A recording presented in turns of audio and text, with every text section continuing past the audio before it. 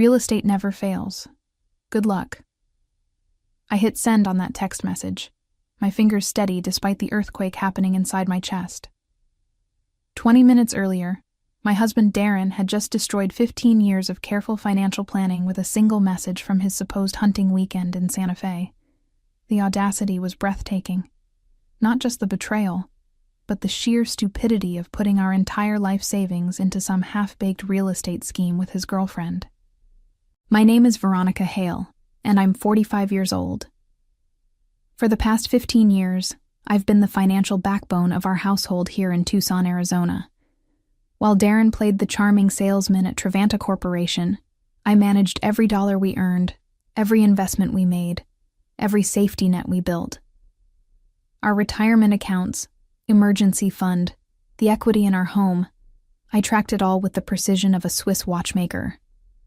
Darren used to call me the brain behind our success, back when he still respected what I brought to our marriage. That respect had been eroding for months, ever since he met Sky Winters at a company networking event. She was 28, blonde, and apparently ambitious in ways that I supposedly wasn't. The irony would have been funny if it weren't so devastating.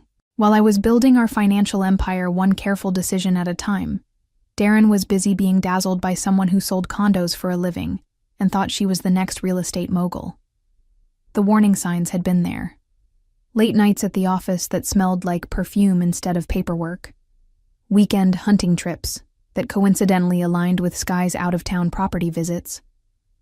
The way he'd started criticizing my conservative approach to money, suggesting we needed to think bigger and take some risks. I'd ignored them all, foolishly believing that 15 years of marriage and shared success meant something.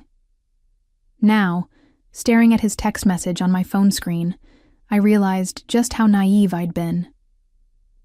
Moved our savings to Sky's real estate venture. She's ambitious, unlike you. We're going to flip houses together. The casual cruelty of it took my breath away. Not only was he stealing our future, but he was doing it while insulting everything I'd accomplished. But as I sat in our pristine kitchen, surrounded by the life we'd built together, something cold and calculating settled in my chest. Darren had made one critical mistake in his grand betrayal. He'd forgotten that I wasn't just good with money. I was good with contracts, documentation, and the kind of legal paperwork that could protect us from exactly this scenario. Years ago, I'd insisted we both sign documents giving each other co-control over major financial decisions. At the time, Darren had joked that I was being paranoid. Today, that paranoia was about to save my life and destroy his. The foundation of our relationship had always been built on complementary strengths. Darren was the social one, the networker who could charm clients and close deals with his easy smile and natural charisma.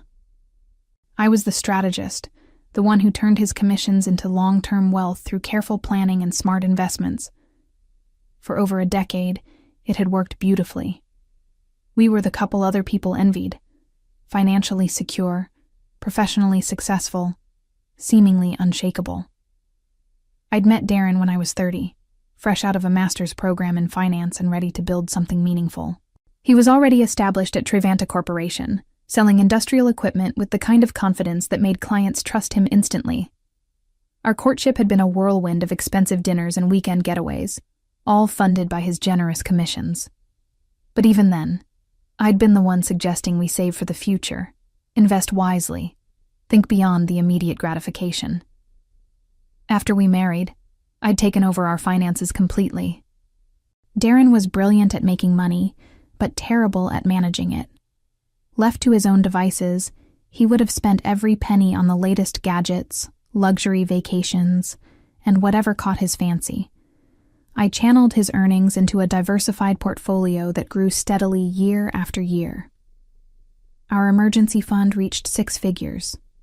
Our retirement accounts were on track to give us a comfortable life well into our 70s. I'd even started a separate investment account that I privately called our Dream Fund. Money earmarked for the lake house we planned to buy someday. Darren had seemed grateful for my financial management, at least until recently. He'd bragged to his friends about my investment prowess, showing off our quarterly statements like trophies. "My wife's a genius with money," he'd say, wrapping his arm around my waist at dinner parties. "I just make it. She makes it grow."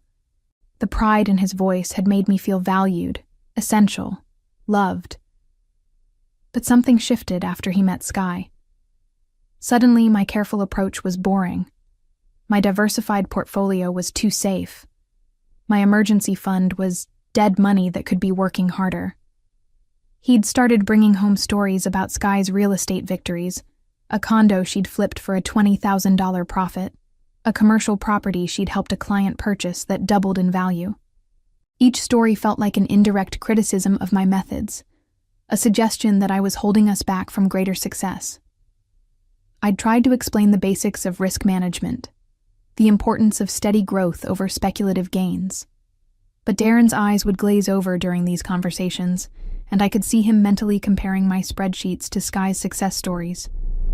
The woman who'd once been his financial genius was becoming his conservative anchor, dragging down his dreams of quick riches and exciting ventures. Now I understood that those conversations hadn't been about investment strategy at all. They'd been about justifying what he was already planning to do. The hunting weekend that changed everything had been planned for months. Darren and his buddies from Trevanta Corporation had supposedly booked a cabin in the mountains outside Santa Fe, complete with guides and all the gear they'd need for what Darren called a real man's weekend. He'd been unusually excited about the trip, buying new hunting clothes and spending hours researching the area online. At the time, I'd been happy to see him enthusiastic about something that didn't involve criticism of my financial choices. The first red flag should have been his reluctance to give me specific details about the cabin. When I'd asked for the address in case of emergency, he'd waved me off, saying the cell service would be terrible anyway, and that I should just relax and enjoy having the house to myself. The second red flag was his insistence on taking our tablet to download some hunting apps, despite his usual complaints that technology ruined the outdoor experience. But I'd trusted him. After 15 years of marriage, why wouldn't I? The text message arrived on Saturday afternoon, while I was reorganizing our home office. I'd been updating our investment spreadsheets, noting the steady growth in our accounts, when my phone buzzed with a message that shattered my world. Moved our savings to Sky's real estate venture. She's ambitious unlike you. We're going to flip houses together. I stared at the screen for a full minute, my brain refusing to process what I was reading. Then I grabbed our laptop and logged into our bank accounts with trembling fingers. The joint savings account that had contained $87,000 yesterday now showed a balance of $300. Our money market account was empty. Even the emergency fund I'd built over 10 years was gone. But it was the second text that truly revealed the depth of his betrayal. Don't bother calling. We're investing in something real for once. Sky knows what she's doing.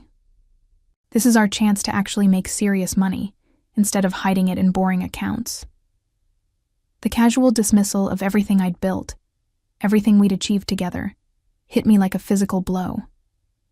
15 years of careful planning, sacrifice, and strategic thinking reduced to boring accounts. The woman who'd turned his sporadic commissions into genuine wealth was apparently just dead weight holding back his entrepreneurial spirit. I walked to our kitchen window and looked out at our neighborhood. The nice houses, the manicured lawns, the life we'd been able to afford because of my boring financial management. Then I thought about Sky Winters, with her flashy social media posts about luxury properties, and her apparent ability to convince my husband that throwing our life savings at her untested business venture was somehow a smart investment. That's when the shock began to crystallize into something much more dangerous. Cold, calculated fury. Darren had made the biggest mistake of his life, and he didn't even know it yet. Because while he was busy playing real estate mogul with his ambitious girlfriend, he'd forgotten one crucial detail about his boring conservative wife. I wasn't just good with money. I was excellent with revenge. My first instinct was to call Darren immediately and demand he reverse whatever insane transaction he'd just made. But something stopped me. A voice in my head that sounded suspiciously like my mother. who'd always warned me that the first move in any crisis should be to gather information, not react emotionally. So instead of picking up the phone, I opened my laptop and began documenting everything. I took screenshots of our emptied accounts, saved copies of Darren's text messages, and pulled up our banking history to trace exactly when and how the transfers had occurred. What I discovered made my blood run cold. The transactions hadn't happened today during his supposed hunting trip. They'd been executed on Thursday afternoon, just hours before he'd left for Santa Fe with his overnight bag and hunting gear. He'd drained our accounts and then lied to my face about going hunting with his friends. But the real revelation came when I dug deeper into the transfer details. The money hadn't gone to any legitimate real estate investment company. It had been wired directly to a personal account belonging to Sky Winters. Not her business account, not a corporate investment fund, her personal checking account, which meant this wasn't even a real business venture. It was either a personal loan to his girlfriend, or, more likely, his way of funding their new life together while leaving me with nothing. The level of premeditation was staggering. This wasn't a spur-of-the-moment decision made during a romantic weekend. Darren had been planning this for weeks, maybe months. While I'd been updating our investment spreadsheets and planning our financial future, he'd been systematically preparing to steal everything we'd built together. My hands were shaking as I picked up my phone to call our bank. The customer service representative was sympathetic but clear. Since both names were on the accounts and Darren had proper authorization, the transfers were technically legal. They couldn't reverse them without his consent or a court order. The woman suggested I contact a lawyer immediately if I suspected fraud or financial abuse. A lawyer. The word echoed in my mind as I hung up the phone. 6 months ago, after hearing one too many stories about friends getting blindsided by cheating spouses, I'd done something that Darren had mocked as paranoid. I'd consulted with Judith Brennan, one of the most ruthless divorce attorneys in Tucson. Not because I suspected anything, but because I believed in being prepared for every possible scenario. Darren had laughed when I'd told him about the consultation fee, calling it a waste of money and joking that I was already planning our divorce. Today, that consultation was about to become the best investment I'd ever made. I'd kept Judith's card in my home office filing cabinet, tucked away behind our tax documents where Darren would never think to look. As I pulled it out, I remembered her words from that initial meeting. The key to surviving financial infidelity is moving faster than the cheating spouse expects. Most betrayed partners waste crucial time trying to understand why it happened or hoping for reconciliation. The smart ones protect themselves first and process emotions later. My phone call to Judith was brief and to the point. This is Veronica Hale. We met 6 months ago for a consultation. My husband just stole our life savings and transferred it to his girlfriend. I want to go nuclear. Her response was immediate and reassuring. I remember you. How much money are we talking about? $87,000 in savings, plus whatever he can access from our other accounts. Maybe $150,000 total. When did the transfers occur? Thursday afternoon. He's currently in Santa Fe with his girlfriend, pretending to be on a hunting trip. Perfect. We'll have restraining orders on the remaining accounts by Monday morning. Can you be in my office in an hour? As I grabbed my purse and car keys, I felt something I hadn't experienced in months. Hope. Judith Brennan's office was exactly what I'd remembered from my consultation 6 months earlier.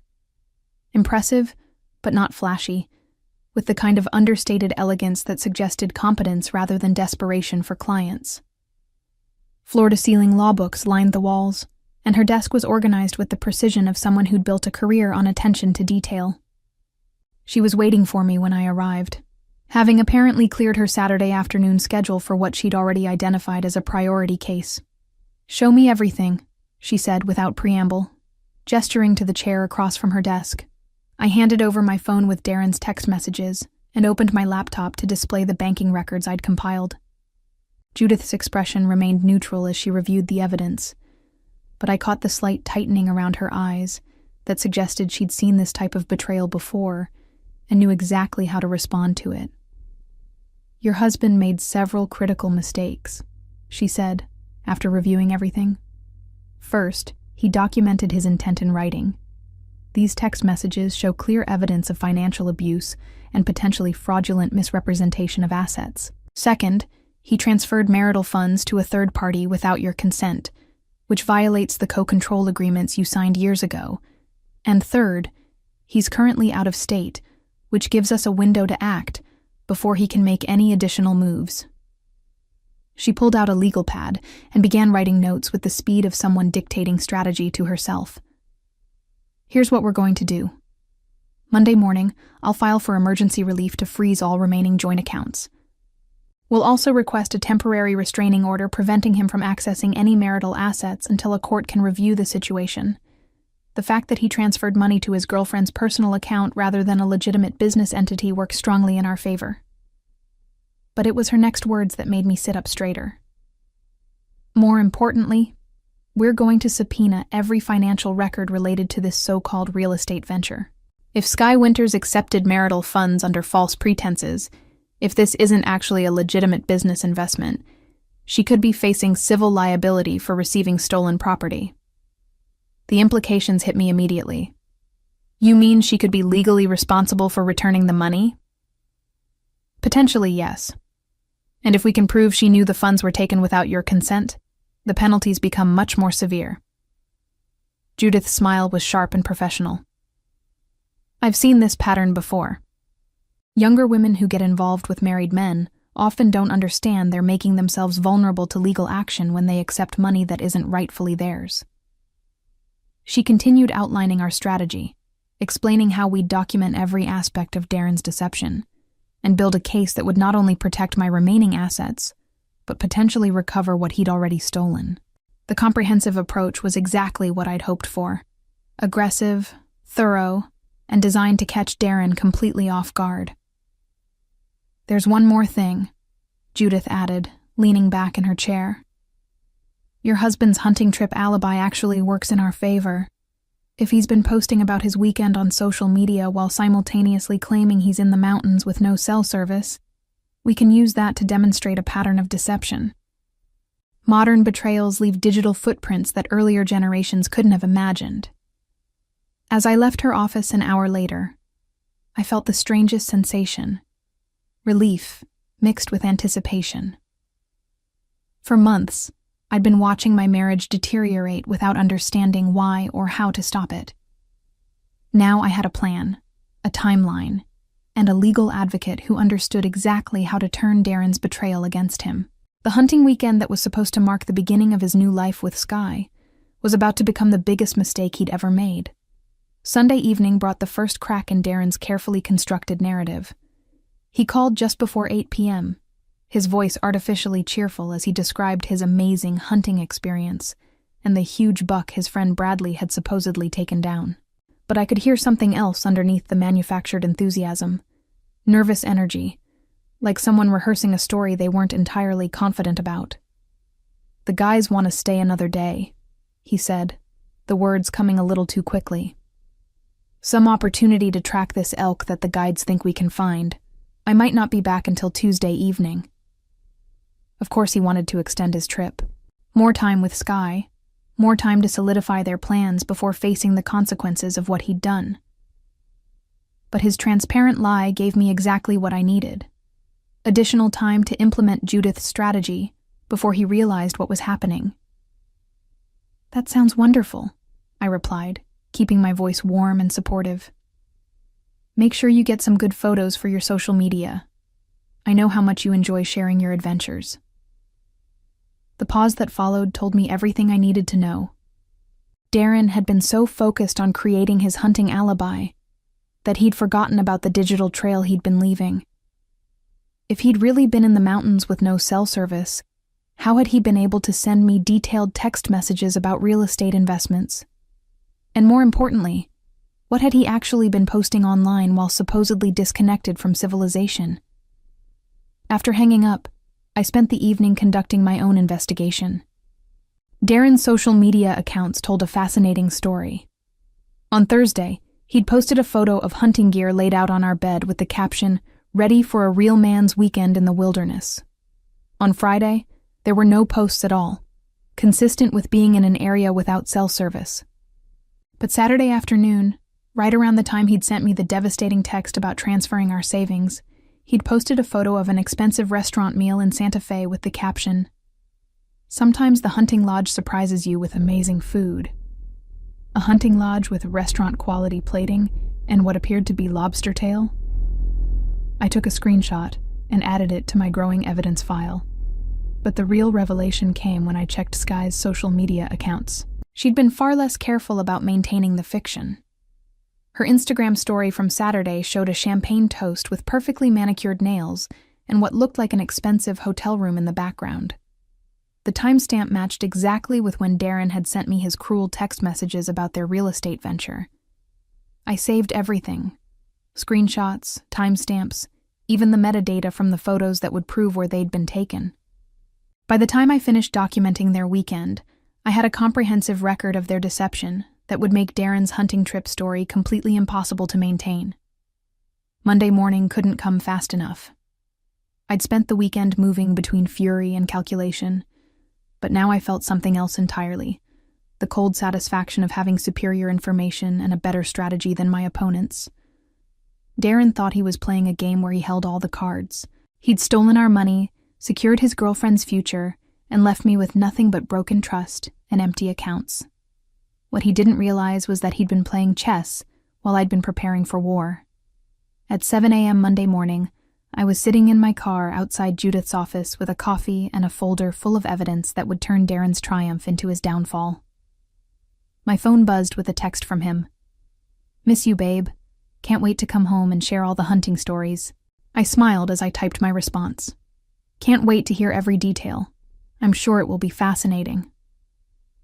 Within hours, Darren would discover that his boring conservative wife had been far busier during his hunting weekend than he could have possibly imagined.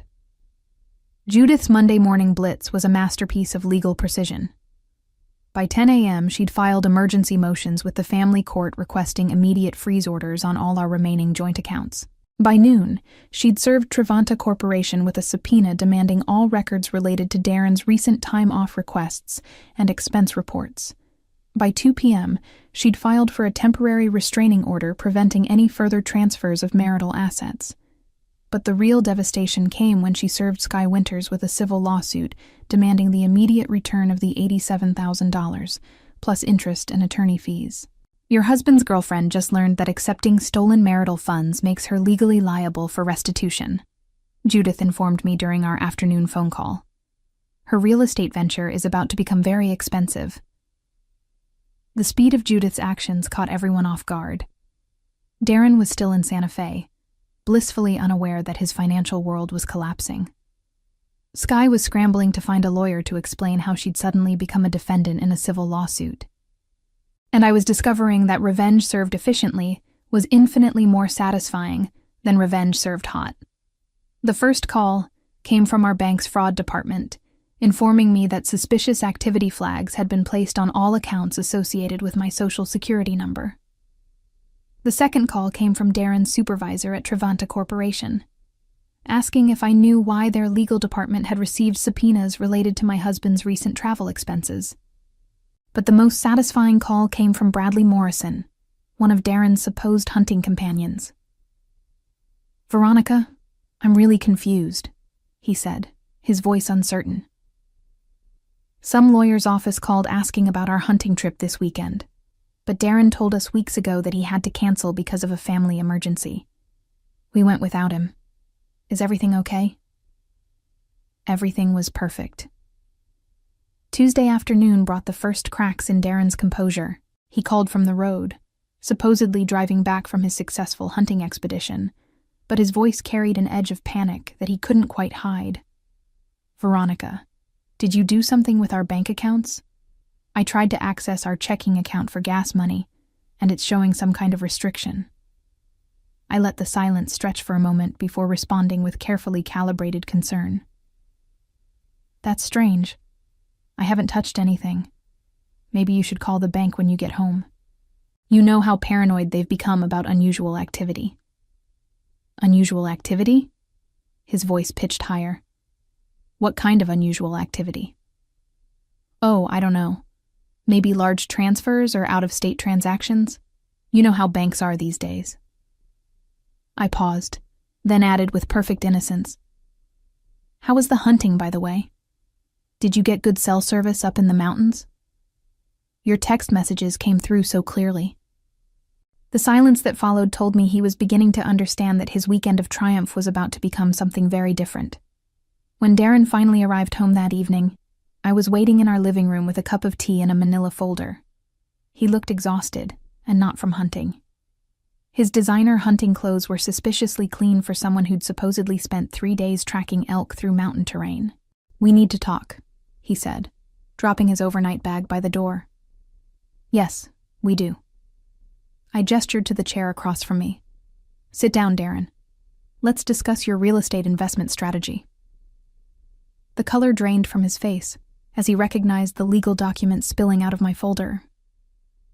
His hunting weekend was officially over, and his education in the consequences of financial betrayal was about to begin.